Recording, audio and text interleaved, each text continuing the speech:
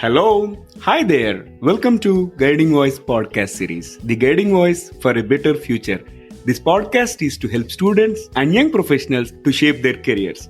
Dear listeners, in every episode, we interact with industry experts or academicians or coaches or leaders to drive some insightful conversations that will help our audience learn great things.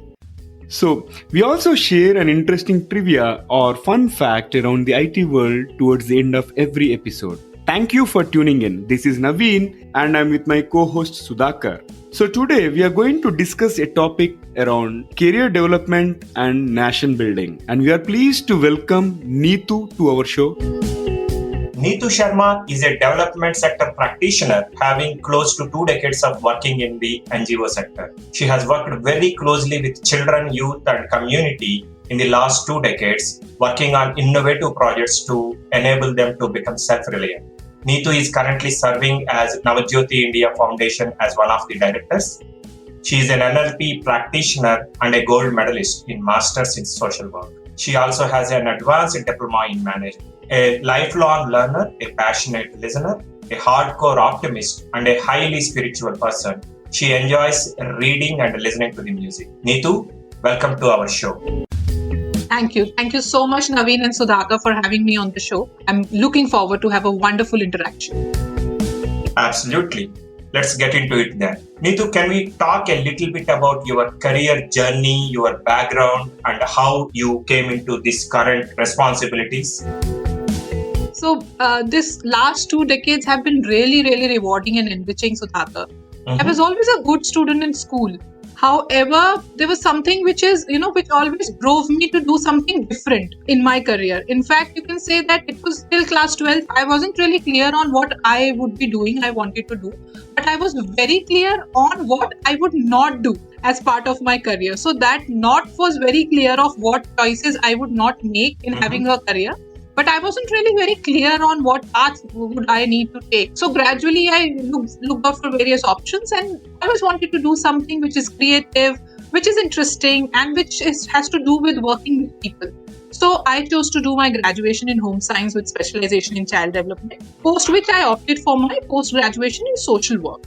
And both these courses, they totally changed my perspective about life, about what career should be and about people. I read a lot to strengthen my concepts of working with people during both my graduation and post-graduation. Because both the courses involved a lot of field work, but I took it very, very sincerely. I took my field work very sincerely, did it with utmost sincerity and commitment.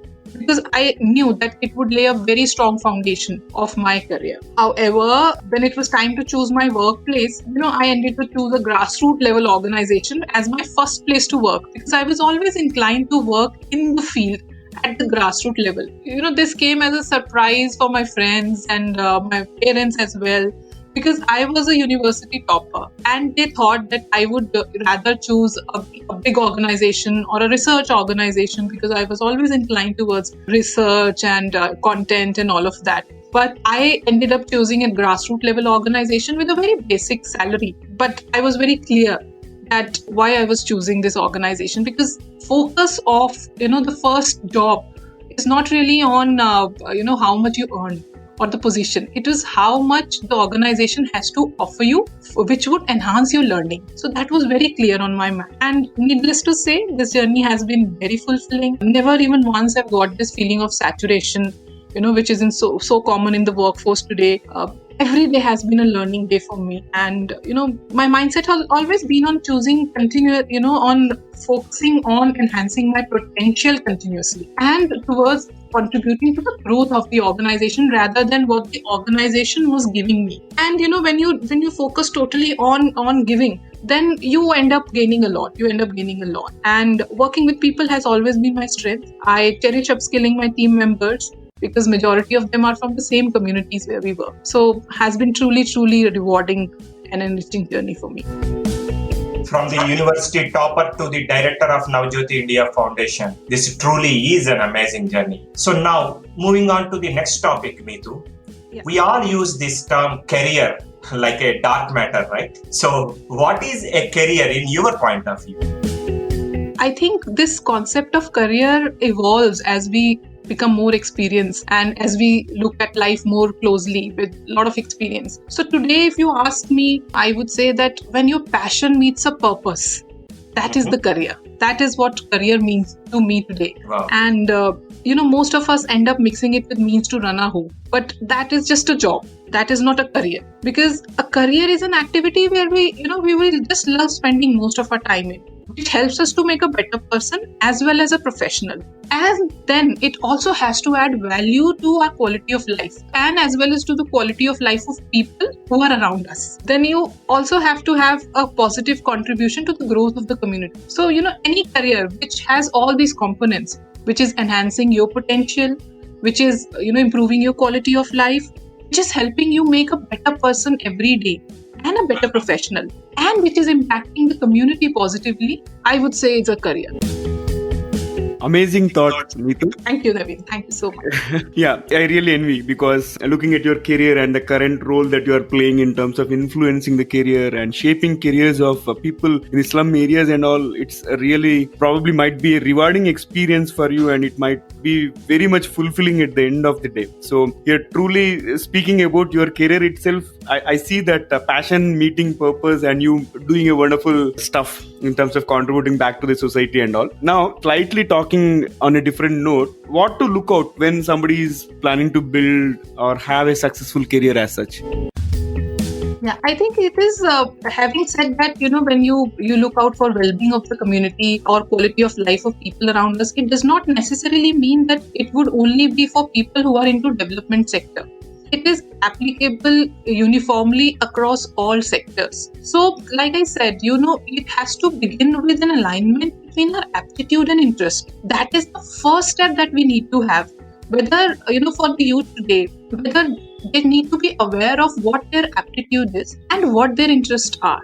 Because sometimes there is a mismatch between the aptitude and the interest.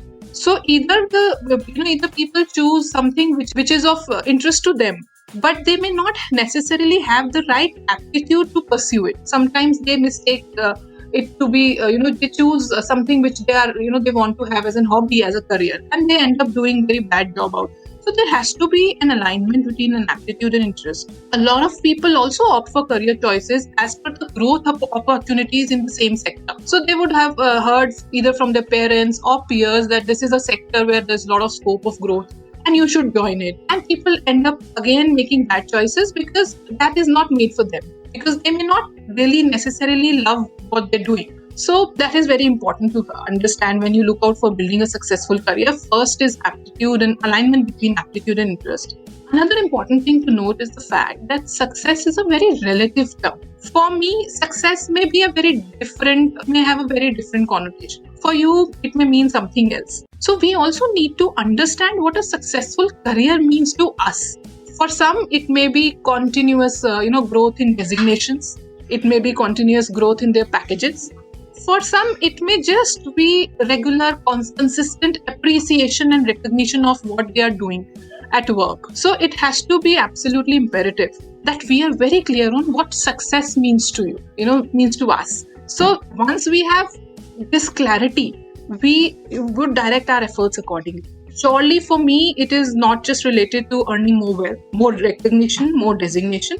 Because, we've seen that if we run after these things, it would not last long. So it has to, again, coming back to successful career is something which improves us every day as a person, as a professional. Recently, I've come across a very beautiful line that, if we become a critical resource for the universe, then the universe would provide us everything that we want. In fact, we should all aspire to become that critical resource for the universe. That would mean that every day we're improving as a person, as a professional. And that would, really bring a successful career for us. And then successful career is also something where we are empowered to improve the quality of life of all aspects of our wheel of life. In fact, not just one aspect. We generally talk about this professional, financial aspect, but it also has to address the quality of life of all aspects, not just financial, but also our family, our relationships, our health, our creation, our friend circle. Everything should be impacted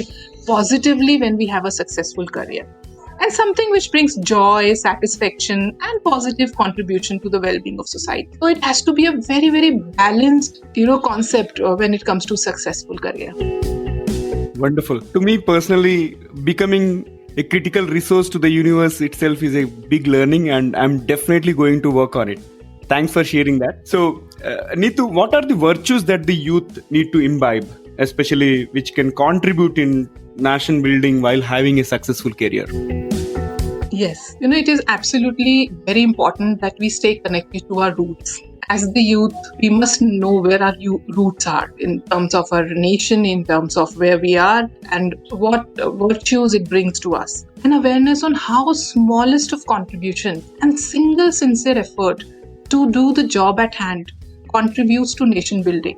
That needs to be instilled in the youth. Sometimes we feel that we are at a very starting point at our career. I've heard a lot of youth saying that when we become at that level, when we become great, or when we come to that level, we will do something for the society. So this awareness has to be instilled in the youth that every single effort which they do at their job at hand to the best of their capability, it is contributing to nation building. At Navjyoti, when we work on the youth, we instill 4 C's in them, which we feel that if every youth imbibes these 4 C's, it would lead to nation building.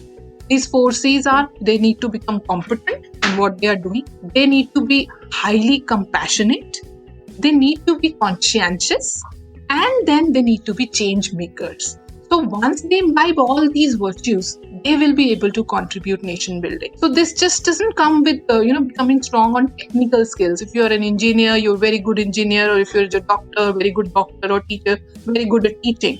Everyone needs to work on all 3 H: head, hand, and heart. So everyone needs to really work on improving their competence and skills, which revolves around these 3 H: head, hand, and heart. So we all need to really improve all the 3 aspects. So again, a very important tool I have seen that when youth expose themselves in the areas of community service, then they undertake field work to apply knowledge which they gain during their university education. They take up live projects for exploring. They apply their skills to solve real life problems. Then they are much better able to imbibe these virtues, and they are much in a better position to become competent, compassionate, conscientious change makers. So it just doesn't come with being very good in studies or with very good in your subjects. It essentially involves in really applying their skills to solve life problems, take up life projects, do a lot of field work which is related to their own fields. This really holistically develops them. And I've also seen that youth who has experiences of volunteering, they are much better in life skills at workplace than the others who just join after straight away just only college experience or university experience. Thank you, Neetu, for sharing the 4 C's and 3 H philosophy. If not anyone, I am definitely going to put this to use. Thank you so much, Sudhakar. So, Neetu, moving on to the next topic, you have worked with Dr. Kiran Bedi very closely. What has been your experience working with the first woman IPS officer of India and a great leader admired by many? Can you please share a few of her leadership traits that inspired you? I'm sure our audience will love to understand more. I think I feel truly blessed to, in my journey, I got a mentor like her.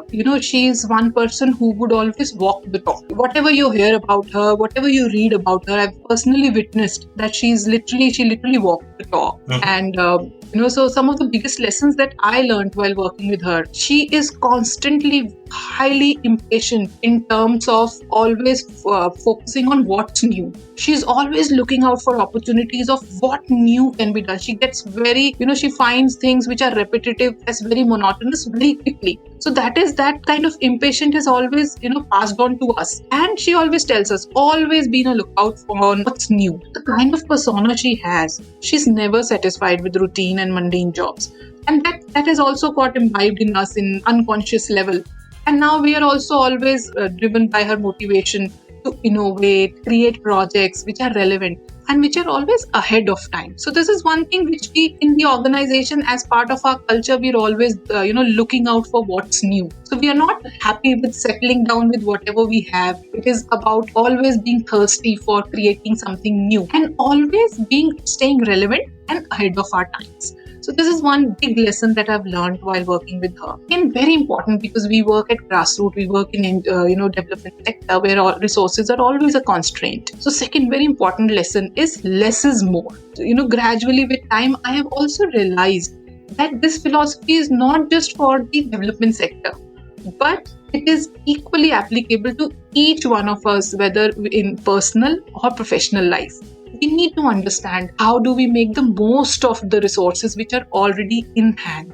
Third very important thing that I learned from her is missionary zeal. During my initial days of my career with her, she used to always tell that, even though we are all earning out of our job, it's like, we're working in the NGOs, but we are being paid for this, but still we need to have that missionary zeal. So initially I couldn't understand and couldn't relate, because I was also somebody who's like, yes, after this I have to move to a research organization, do something which I love, in terms of doing great research studies and all of that, but never could relate to what missionary zeal is. But gradually with time, I realized that, in our career which provides us for financial support, it is possible to work with missionary zeal, and it is applicable for all the sectors, not just the development sector. We need to rise beyond the thought of what is in store for us. We need to direct our actions driven by a missionary zeal. So this is one thing. Another thing which I learned from is have absolutely pure intentions. Pure intentions bring resources.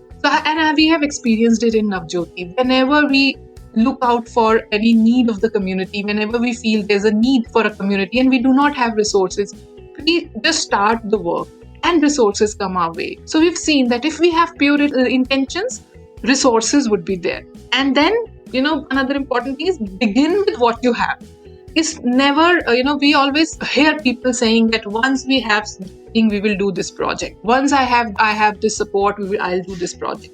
We in Navjyoti have really experienced that it is possible to begin with whatever you have. So it has also taught us to optimize the resources already in hand. Somewhere it is also linked with less is more concept. But we always don't wait for sources to come. We don't wait for any things to happen. We just begin with whatever we have, and gradually we just build on it. So these are some beautiful, beautiful lessons that I've learned from her. And in fact, they have very much become part of my personality and, my personal life as well. Not just professional, but personal life as well. Thank you, Neetu. All are great lessons, but I could connect more with the last one that you picked, that is begin with what you have. I always say this, that there is nothing called perfect in this world. So there is no auspicious or best time to start something. Absolutely. So continuing on Navjyoti, as part of your work with underprivileged youth, mainly from marginalized sections, what are some key observations that you identified or connected you with to take it forward? Social change is a continuous process. It is a process which requires long-term effort. It is not something which happens overnight. So, we feel that, yes, this is a 3-month course and youth would get trained and then they would get placed. It doesn't work like that. You need to, even if, you give them some technical skills, you place them in some jobs, there has to be a continuous hand-holding with them and continuous upskilling which is required to work with, to bring that desired change in them. So that is one thing which we've always felt and which we've always observed, that it requires a long-term, changing somebody's mindset, changing somebody's life, making somebody self-reliant is a long-term and continuous process. Another, if we feel that NGOs, we work to empower people, we work to bring some changes in their life. But another important thing that we all must understand is that this route to make them self-reliant is not by giving them something. It has to have their meaningful participation in their own development process. You can't just do it one-sided. It cannot be a one-sided affair where you just provide them training. It has to be, a participatory process wherein all the people, all the beneficiaries participate in their own development process, because then they will be able to own this completely. They will be able to take accountability of their own lives and not just dependent on us for bringing about any change. So that is very important. Another thing is, if we are specifically talking about the youth, it is very, very important to catch them early, because if you really want to make them productive members of the society, they have to be caught at an early age, because like I said, it's a long-term journey. The earlier we catch them, the better it is, and the better changes can be brought out in their mindset, in their attitude, and in their behaviors. So it's very important to catch them early. And then, we've always seen that there's always a tendency to blame them for their deviant behavior. We've seen that, we always blame them that they become deviant, they become drug abusers, they become delinquents, and have become deviated. But, in Navjyoti, we always look out to address the root cause that lead them to exhibit this deviant behavior. Because we feel that behavior again is a manifestation of some root cause. And if we want to change that behavior, we have to address that root cause. So Navjyoti works to address these root causes which lead to crime and which lead to deviancy in society. So that's why we work in education sector, skill development programs, women empowerment programs, poverty alleviation programs, because we feel these are all the root causes which would lead to deviant behavior and crime in society. Yeah, I think that's an inspiring journey, and it's not that easy to continuously contribute to the CSR initiatives for more than 2 decades, and truly inspiring conversation so far. So, Neetu, what is your message to the youth of the nation in bettering the lives of our citizens from marginalized sections? We have a very beautiful model in Navjyoti, which we call Bal Gurukul. Now, when we're talking about contributing to society, and when we call for action from outsiders, we believe that we must first do it with our own beneficiaries, with our own children, which Navjyoti reaches out to. Because we feel that it is not something that you need to work in the development sector to work with communities. Every person can make this change. Every person can drive this change. So what we do in our Bal Gurukul is that we mobilize our own beneficiaries as young as 8-year-old to about 18-year-old to reach out to other children of the community. So whatever they are good at, if they're good at dance, we ask them to reach out to at least 2 other people of the community and teach them dance. If they are good in some other subjects, say for example, if they're good in English, just identify 2 other children, teach them English. Of whatever, if you love to do storytelling, reach out to 2 other children, do storytelling with them. So that has instilled early leadership in these children, and it has really created a ripple effect. As children are reaching out to other children, created a change. It's kind of a chain reaction in the community. And today we have about 800 children already who are first generation learners, whose parents are working as daily wage laborers. These children are reaching out to 4,000 other children of the community. So we feel when these children from marginalized sections can do it, the youth surely can create this meaningful contribution. So you don't have to wait for you to become something or successful or, really get into development sector. Each one of us can take up initiatives at our own levels. We reach out to areas of our interest. If people are interested in teaching, they can take up those projects. If they're interested in environment, there is no dearth of opportunities to contribute towards CSR initiatives. The only thing that is required is the will to do it and a sincere commitment and a consistent effort. You need to be consistent. It's not just that today you are motivated, you do something, you do it for 2 days and then, finish it off. There has to be some consistency. So everyone can do it. We just need to be sensitized in different ways and just need to identify social causes which moves us, for which we feel passionately about. And then again, when you have pure intentions, you would find ways to do it. I think that's well said. And here is a call for action to all our listeners. We are going to publish the details of Navjyoti Foundation in the show notes and also link to LinkedIn profile of Neetu.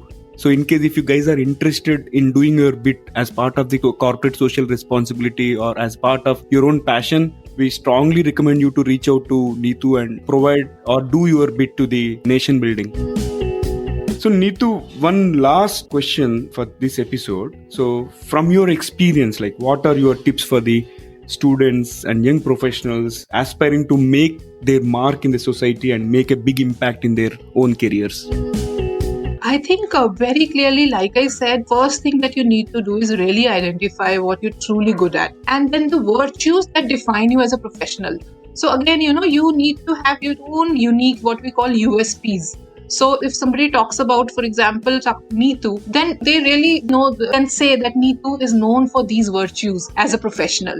So you really need to understand and be aware of those virtues. Then always believe that, it is always a teamwork. Develop that as part of your personality. It is not about taking credits. It is not about getting the right recognition. It is about developing yourself as an indispensable team member. And always have that zeal to take up initiative. People should be known for taking initiatives in their organizations. And when you do that, you also need to have a balanced compassion. Balance it with right kind of compassion. Sometimes we feel that people are very good at work, they're very aggressive in meeting deadlines, but because they are very good, they are not able to empathize with others who may not be so good in meeting deadlines, but they may have some other virtues. So you need to have that empathy and compassion in your personality. Then, your passion again should be highly, highly infectious.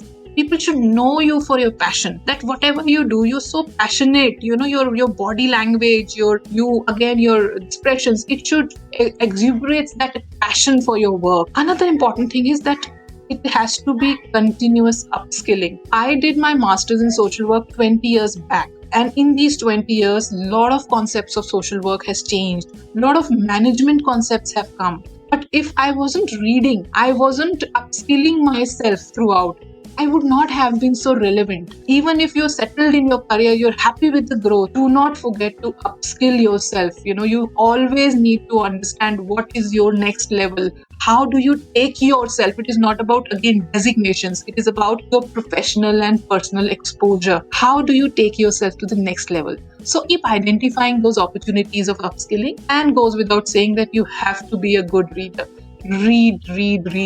Read a lot about your subject, about general things, about whatever is of interest to you. I think these are few tips which would really make you really glow with a beautiful, beautiful life, I would say. Wow. Thank you so much, Neetu, for joining us today and for the wonderful insights on career development and nation building. And of course, your life's experience to the youth. We really appreciate it. Thank you. Thank you so much, Naveen and Sudhakar, for this wonderful opportunity. I thoroughly enjoyed it. Thank you so much. Dear listeners, to know more about our speaker and the content, refer to the show notes and visit or follow us on social media. We are available on LinkedIn, Facebook, Insta, Twitter, Pinterest, and also on YouTube. Just search for The Guiding Voice and then follow, like, subscribe to us, and also please share within your network. In addition, please feel free to email us at The Guiding Voice for You. That is THEGUIDINGVOICE 4 as a digit, U as a letter at gmail.com. Or WhatsApp us on India number 9494587187. Again, it is India number 9494587187, and we will be happy to collaborate. All right. So, Sudhakar, you may want to talk about an exciting opportunity of featuring our audience on this show. Sure, Naveen. So guys, of late, we have been receiving a lot of career guidance related questions from our regular listeners through YouTube, LinkedIn, WhatsApp, and email. And we are responding to them one-on-one. Now, we are pleased to open up a new mode of interacting with you all while providing a chance to broadcast yourself. If you have any questions related to education, career guidance, or a specific IT function, please send your voice message through speakpipe.com/theguidingvoice. We will play your question in your voice along with the answer either from us or our expert panel in our future episodes. Hope you will utilize this wonderful opportunity. All right, so it brings us to the trivia segment of today's episode. And today's trivia is about computers. So, folks, do you know what was the first personal computer to be offered commercially with a GUI, which stands for Graphical User Interface? I'm sure most of you are wondering it might be Microsoft PC, but in case if you are thinking that, it is wrong. So it is the Apple Lisa computer that offered GUI first. Interesting, isn't it? Thank you for listening. There is more in store, folks. Stay tuned. Have a wonderful time. Take care. Be safe. Until next time. Bye-bye.